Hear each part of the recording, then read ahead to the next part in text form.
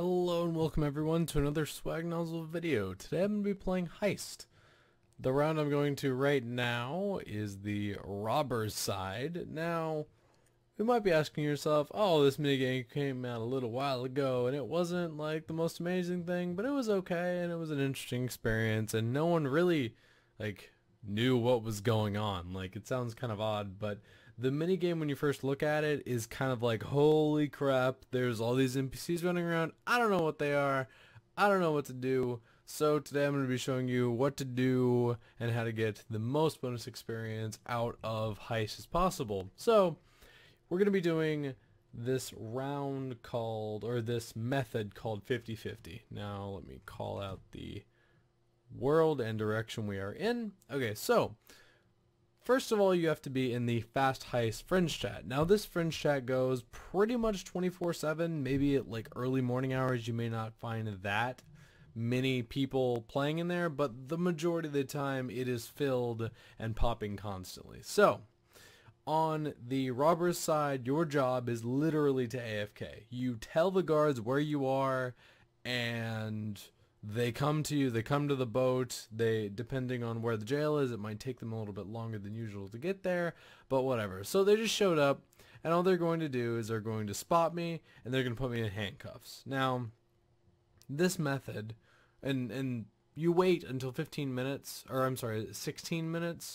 as the guard to finally arrest the robbers and put them in jail, but I'll be going over that afterwards. So, anyway, as the timer rolls on, I'm just going to explain a little bit of some specifics about Heist. So, like I said, completely AFKable. It can be upwards of 350k bonus experience per hour in Thieving or Hunter. Now, both those stats are relatively quick when you get into the low 90s or even 80s for that matter.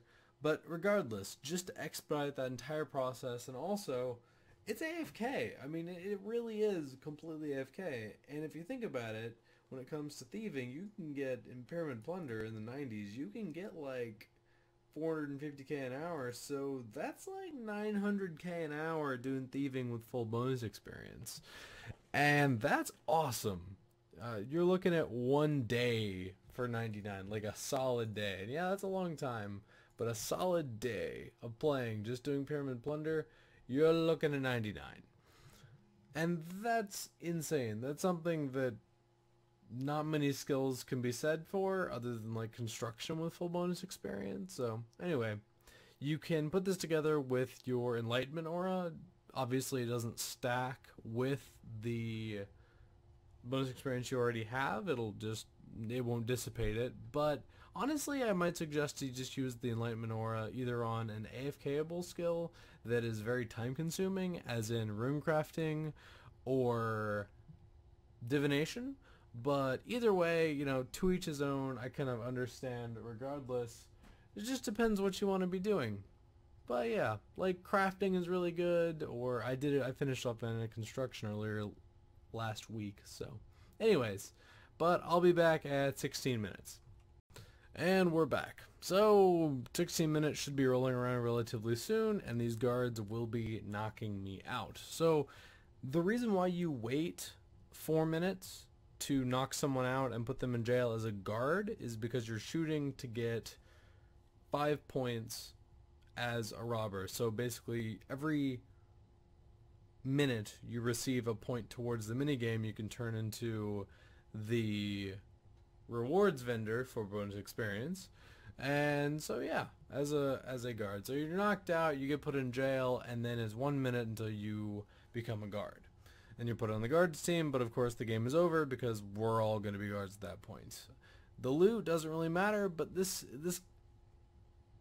strategy, I suppose, for maximizing bonus experience per hour is you switching in between the guard team in a 2v2 setting, the guard team and the robbers team. So as soon as I become a guard and we get teleported out, then I'll be going over to the guard side, and then I will show you that perspective. Alrighty, and so the guards won, and so now I'm going to be going into the blue guard portal instead of the red robber portal, or alternatively, once there's two people in... He might be going the wrong way.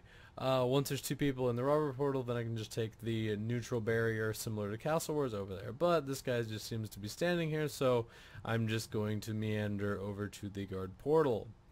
This is a really good thing, not only just because of the sheer amount of bonus experience you can gain during this entire process, but just the AFK ability. Like, it's just great. I'm making a video, and why are you standing there? This guy can't be done. You know what? He is done. Alrighty, well, here's another time to learn. So, let's say someone like this tool bag over here leaves the party randomly without saying anything prior. He might have, I just wasn't paying attention. And so then you would say in the friends chat +1 and then the world, so they know where you're going. You can even tell them, like this person did, to go to the robber's side. So yeah, when that happens, I'll be back. Man, this is turning into quite a process. Okay, I think we're good. Yeah, there we go. Okay, we are finally good. Ideally, depending on the map, you don't really want to pick Canifis because it takes a little bit longer, or Canifis, to get over. Berthobe is generally better. Gladly enough we got it. And as weird as it seems, it's actually more ideal to go to lighter areas because you can see it easier. I guess that makes sense. It doesn't really matter. I like positivity. I like light things. So, anyways, starting from the jail of the guard, I heard the 51 South area. I hope this guy doesn't get there quicker than me. This is going to get really, really awkward. He may get there quicker than me, but anyway. Okay, so he's probably going to get there. So you click once on the guy to say, hey, stick him up, and then you click them again to put handcuffs on them. So now they're cuffed, and now we're repeating the exact same process of waiting until 16 minutes and then knocking them out. So that's pretty much it. This is a lot of bonus experience for just going back and forth. It is really, you can do private parties and stuff like that because the game does allow that, but in my opinion it's easier to just go in the FC, say, hey, is anybody playing, does anyone have +1, you know, what's going on, and just roll with it. You know, the experience you do gain does depend on your level, so it's better to get like 80 plus or at least 70 before doing Heist to just make sure you're not wasting your time completely. But at lower levels it could be worth it either way. I haven't been able to test it because I was already at this level when Heist came out. So anyways, thanks so much for watching and probably laughing at how annoying it was to put together this thing when it should not have been. So have an excellent evening, night, morning, whatever the hell you're having, and get them gains.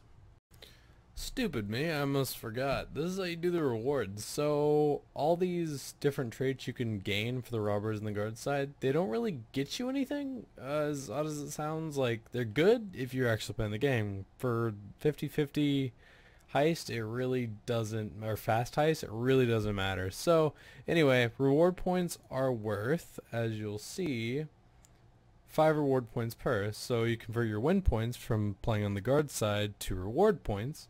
And because I'm going for thieving, then I'm just going to spam click this and see all those gains. And so yeah, that's what's up.